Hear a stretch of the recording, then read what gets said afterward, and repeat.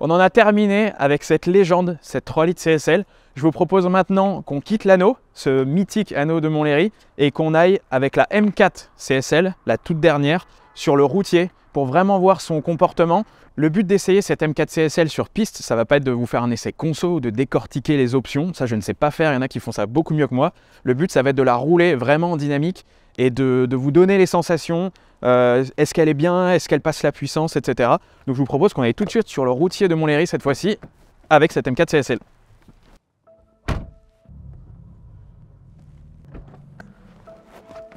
Et voilà, on a laissé la belle 3 litres CSL là-bas sur l'anneau. Maintenant, on est sur le circuit routier.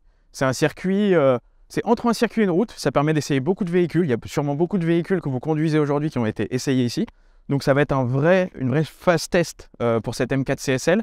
Je vais essayer de vous donner un maximum d'infos. Comme vous le voyez, il s'est mis à pleuvoir dans le transfert jusqu'ici, malheureusement. Donc ce n'est pas les meilleures conditions pour essayer la voiture, mais ça va permettre quelques glisses. Et ça, c'est important avec une BMW. Donc on monte à bord, je vous explique tout sur cette M4 CSL et on va prendre du plaisir. Bon, donc nous voilà à bord de cette M4 CSL. Je voulais juste vous montrer 2-3 choses, notamment cet intérieur avec, comme vous le voyez, beaucoup de carbone partout, du vrai carbone. Toute la console centrale est en carbone. Ici, d'habitude, c'est un range accessoire. C'est remplacé par du carbone, vraiment du carbone partout. Évidemment, on retrouve l'habitacle global d'une M4 compétition entre guillemets classique, même si c'est pas une voiture classique. Je voulais juste vous montrer qu'il y a, comme sur beaucoup de M, 2 modes. Il y a à savoir ici un mode M1 qu'on peut configurer. Alors à savoir que pour aujourd'hui, j'ai configuré un mode moteur, une boîte de vitesse sport, mais on va dire dans son premier mode. Ensuite un châssis confort, une direction confort, frein confort, et on garde le DSC on, traction control on le garde aussi, voilà. Donc ça c'est un mode plutôt soft. Et ensuite on aura un deuxième mode M2 ici que je vais vous montrer. Le deuxième mode M2 aura lui le moteur en Sport Plus, la boîte de vitesse la plus rapide et la plus violente on va dire. Le châssis, alors je le laisse en confort là parce que comme vous le voyez il pleut, mais sinon je l'aurais mis en version radicale. Ensuite la direction sport, frein sport. Ici le MDM qui est un mode on va dire de SP intermédiaire qui garde du contrôle de traction, qui garde un peu d'aide quand même parce que là c'est chaud de tout déconnecter. Et par contre les échappements à fond. Voilà, cet échappement en titane qui procure beaucoup de plaisir. Donc ce que je vous propose c'est qu'on mette le mode M-Track, activer le mode M-Track, ce qui fait qu'on a les compteurs, vous voyez, les plus on va dire sport avec toutes les configurations qu'on a fait. Donc là vous voyez qu'on est en mode M1, donc on va pouvoir y aller.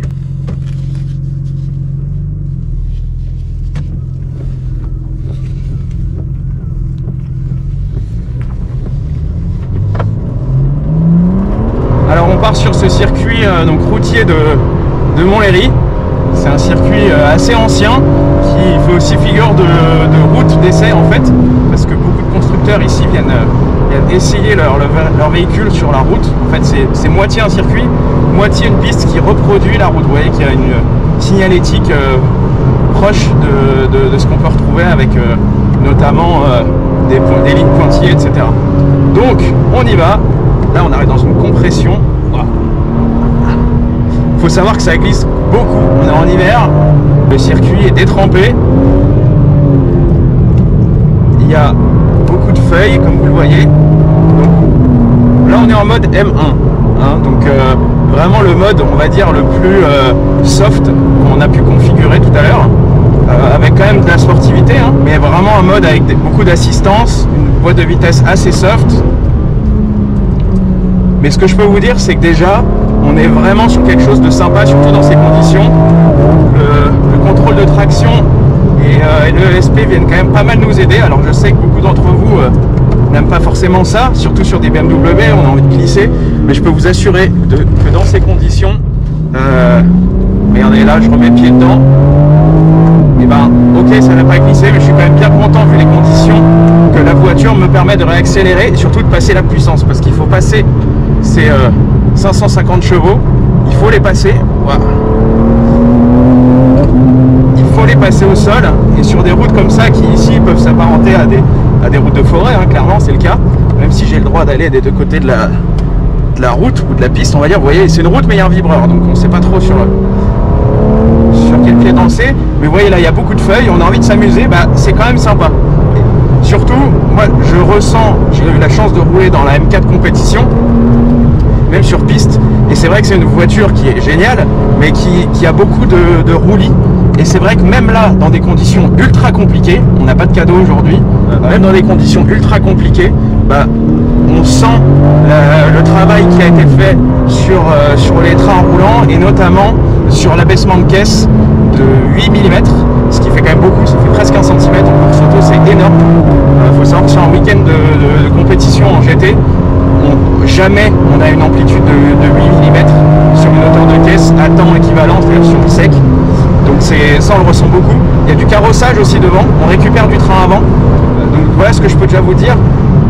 On a beaucoup moins l'effet voilà, de roulis et de poids, sachant aussi que c'est une voiture qui pèse moins lourd. Hein.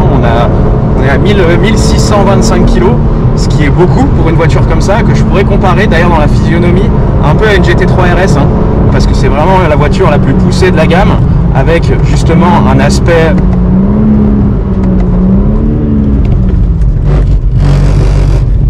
un aspect vous voyez là, elle peut vraiment pas glisser, avec un aspect ouais, vraiment axé piste, et avec voilà, une réduction de poids au maximum. Donc voilà, je pourrais la comparer à ça, et c'est vrai qu'on a quand même plus de 175 kg je crois de différence, donc on sent le poids, mais il est clairement beaucoup mieux réparti, et beaucoup mieux, la voiture est beaucoup mieux équilibrée qu'une M4 compétition, et ça je le ressens. Je le ressens aussi beaucoup dans les baquets, on reparlera des baquets tout à l'heure, mais c'est vrai que ces baquets là, alors certes, peuvent être discutables sur route pour tous les jours. Par contre, c'est vrai que sur une piste, on ressent beaucoup mieux la route. Le train avant, c'est compliqué quand même. Donc voilà ce qu'on pouvait dire avec ce mode M1. Donc, on va dire en mode plutôt soft, avec donc beaucoup d'aides. Et je vous avoue qu'elles n'étaient pas en trop ces aides là sur ces premiers tours de roue, parce que la piste est vraiment détrempée et non, sans aucune adhérence, et ça c'est quelque chose qui peut arriver très souvent, et même une voiture comme la M4 CSL peut vous permettre de rouler dans n'importe quelle condition, et ça c'est cool. Donc maintenant ce que je vous propose, c'est qu'on essaye le mode M2 en attaquant un peu plus et en se faisant un peu plus plaisir sans se faire peur.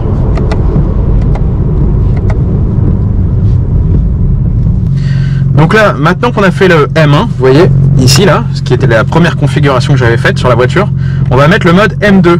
Et pour mettre le mode M2, vous voyez, il faut confirmer, parce que c'est vraiment, ça déconnecte beaucoup de choses. Donc là, vous voyez qu'on a passé tous les modes au rouge à droite, sauf le confort que je vais garder, parce que je pense que sur une piste comme ça, aussi détrempée, ça peut être dangereux de mettre un châssis très, très rigide. Donc je vais le garder en confort, pour quand même garder un peu de souplesse et un peu de répondant au cas où. Donc c'est parti.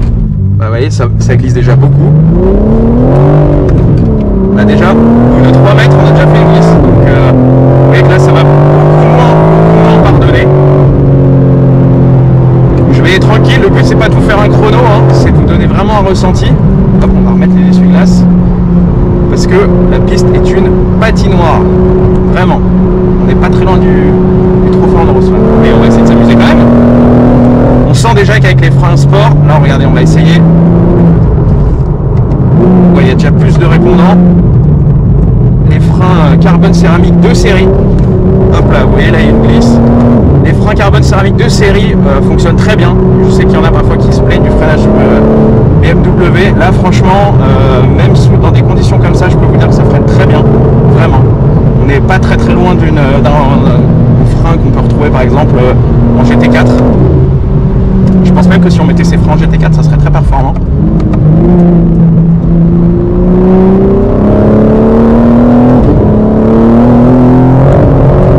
Vous voyez là, à peine un petit changement de revêtement et hop, on est en patinage.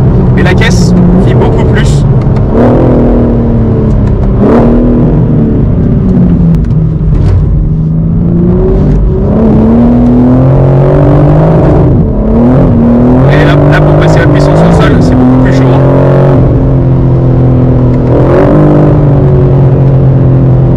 La boîte de vitesse aide. Là vous voyez par exemple, elle m'a beaucoup aidé par rapport à tout à l'heure. Vu qu'elle est plus dure, elle va plus venir aider sur le frein moteur, un peu style boîte mécanique, et donc elle va m'aider à avoir du train avant et à pivoter, surtout quand on n'en a pas beaucoup comme ça.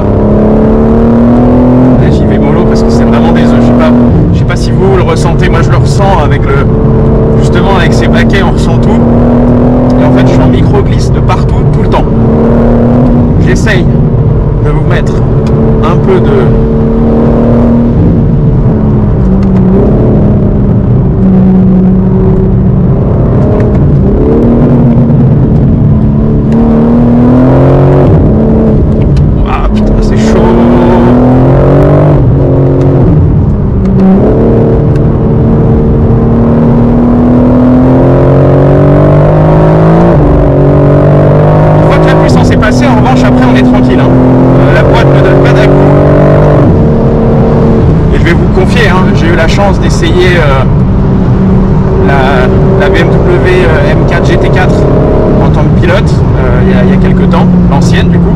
On verra si on fait la nouvelle bientôt. À vous de nous dire en commentaire si vous voulez qu'on la fasse. Clairement, on n'est pas très loin hein, d'une voiture de compétition hein, là-dessus. Hein. On est vraiment sur quelque chose de très performant.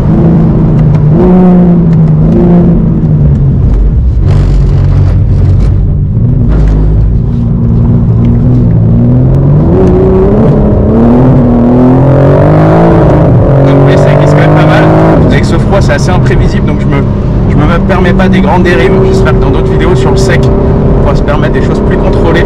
Là c'est un peu de la survie, je vous avoue, mais je suis agréablement surpris. En arrivant avec Hugo tout à l'heure, on s'est dit on va pas pouvoir tourner. Clairement avec une voiture aussi rigide sur une piste, ça va être juste l'enfer.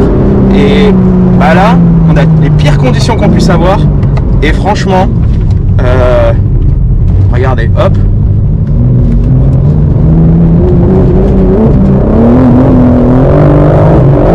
bah elle tient, elle tient. Alors faut savoir que normalement d'origine on a des Michelin Pilot Sport Cup sur cette auto d'origine.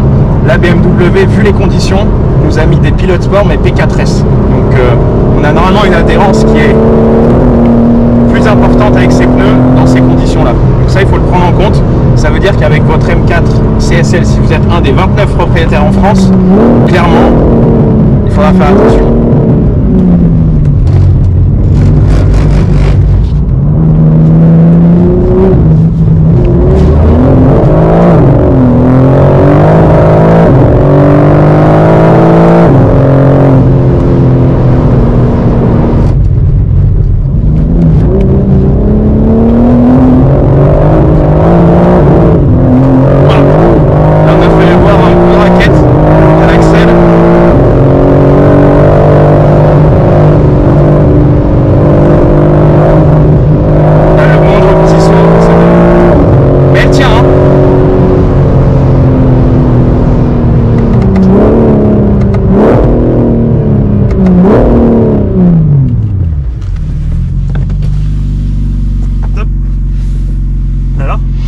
C'est chaud. C'est chaud. Ouais, c'est chaud.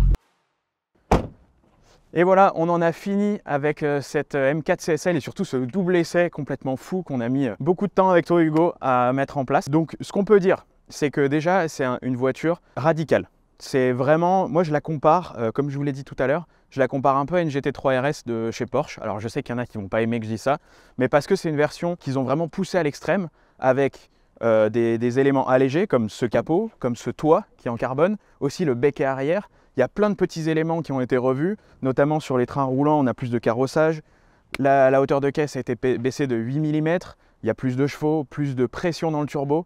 Donc vraiment, c'est une version radicale faite pour la piste.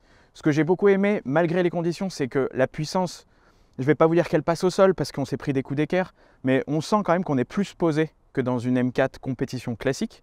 Donc ça, j'ai beaucoup aimé et elle a été beaucoup plus stable que ce que j'imaginais. Je m'imaginais vraiment être en difficulté sur cette piste. Vous avez vu, il y avait des feuilles, il y avait des flaques, il y avait des trucs. Donc ça veut dire que si vous avez ça, vous pouvez rouler toute l'année. Et ça, c'est assez incroyable pour ce type de véhicule. Sachant qu'encore une fois, je le rappelle, BMW nous avait mis spécialement des Michelin Pilot Sport P4S qui sont en fait des pneus plus, on va dire, toute saison que les Pilot Sport Cup 2 qui sont d'habitude mis sur cette voiture d'origine.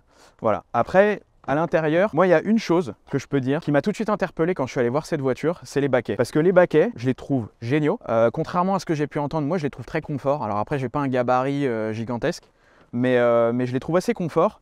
On peut, avec un système de glissière, avancer, reculer le siège. Par contre, on ne peut pas modifier l'angle. Donc ça peut être gênant pour certaines personnes. Moi, ça ne m'a pas gêné et pour le coup, ça m'a rappelé tout de suite, dès mes premiers kilomètres, une voiture de compétition et ça, BMW a réussi là-dessus.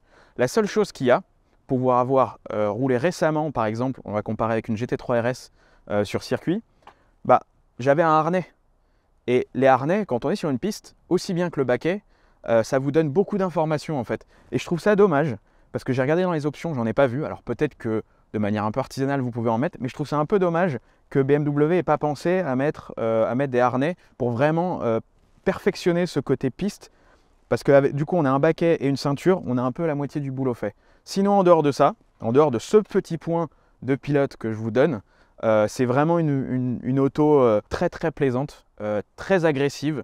On a beaucoup de personnes qui nous ont fait des pouces dans la rue, tu te rappelles Hugo, quand on s'est baladé avec, donc vraiment qui est bien accueilli. J'aime bien les petits rappels qu'on a vus avec la 3 litres CSL. Aussi ce son, alors je ne vais pas vous dire que c'est le même que la 3 litres CSL, mais ce son vraiment est une évocation des 6 cylindres du passé avec cet échappement en titane. On retrouve un petit peu cette âme de 6 cylindres. On espère que ce ne sera pas la dernière génération de 6 cylindres. Je sais que les amoureux de BMW prient tous les jours pour ça. Moi aussi, j'espère que voilà, M va continuer à faire des voitures de ce type aussi plaisantes. Voilà, c'est tout pour aujourd'hui. N'oubliez pas de vous abonner, c'est hyper important. Je sais que vous êtes beaucoup à nous suivre depuis les débuts et ça, on vous en remercie, c'est vraiment génial. N'oubliez pas de vous abonner, n'oubliez pas de mettre la cloche. Moi, Hugo, je vais te laisser là, sous la flotte, et je vais aller faire quelques glisses parce que c'est juste un pur bonheur avant de rendre la voiture. On vous prépare plein de choses de fou pour les prochains mois, pour les prochaines semaines. Donc, surveillez tout ça. À très vite.